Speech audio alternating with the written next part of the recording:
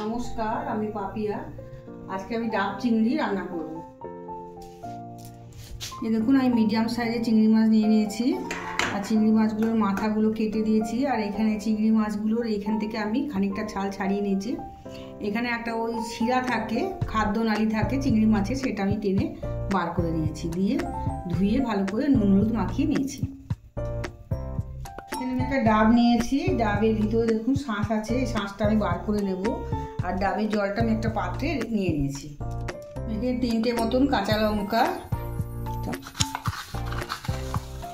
Half চামচ সাদা সর্ষে, হাফ চামচ কালো সর্ষে বেটে নেব।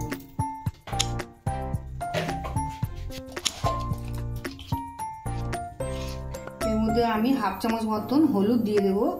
এটা দিলে কি হবে, সর্ষেটা তিতো হবে না। আমি ডাবের জল থেকে খানিকটা জল নিয়ে সর্ষেটা বেটে ফেলবো।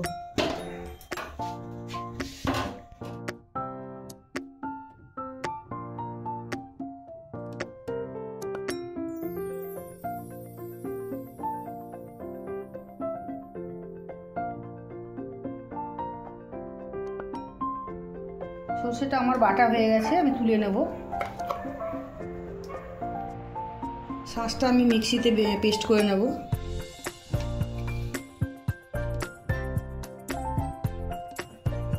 সামান্য একটু নারকেলের জল দিয়ে দেবো এর মধ্যে।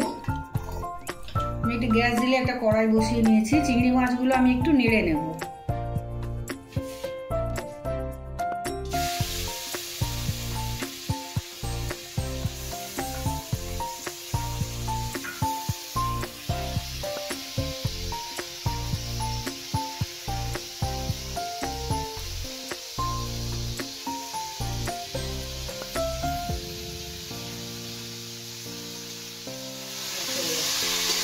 গ্লাস মাছটা আমি নেড়ে নিলাম। এবার এই মাছগুলো আমি এখানে দিয়ে নেব ছাড়ার মধ্যে।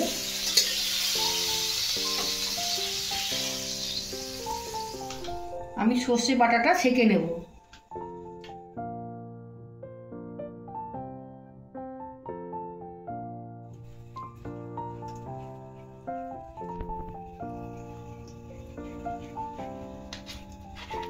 দুটো কাঁচা লঙ্কা চিড়ে রেখেছিলাম, কাঁচা লঙ্কা দুটো দিয়ে দিলাম। মাছ ভাজার সময় তো নুন দিয়ে ভেজেছি, সেই জন্য সামান্য একটু নুন দিয়ে দেবো।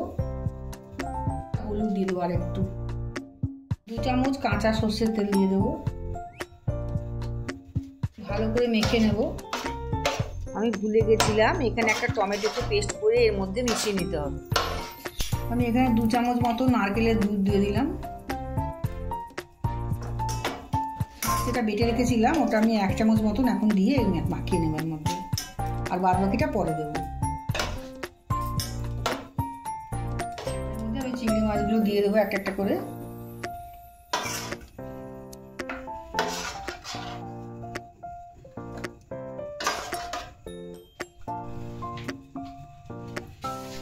ডাবটা আমি আটকে দেবো মুখটা। ডাবের ফাঁকা অংশটা আমি আটা দিয়ে ভালো করে মুখটা আটকে নেব।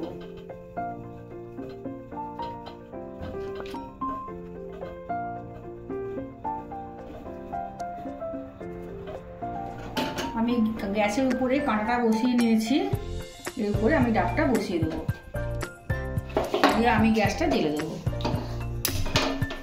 এটা হাই ফ্লেমে আমি মিনিট 10-15 মতন আমি একটু রেখে দেবো।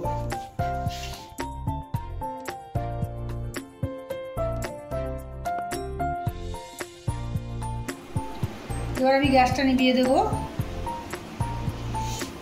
এবার আমি এটা খুলবো, আটাটা খুলে দেখবো কি অবস্থা।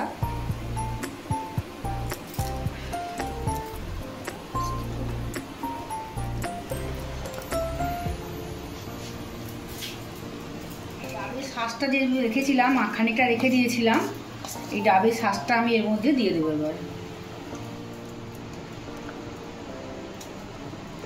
ডাবের শাঁসটা আমি দিয়ে দিলাম এর মধ্যে, দিয়ে এটা আমি ঢাকা দিয়ে আরো 5 মিনিট আমি ঢাকা দিয়ে রেখে দেবো। এটা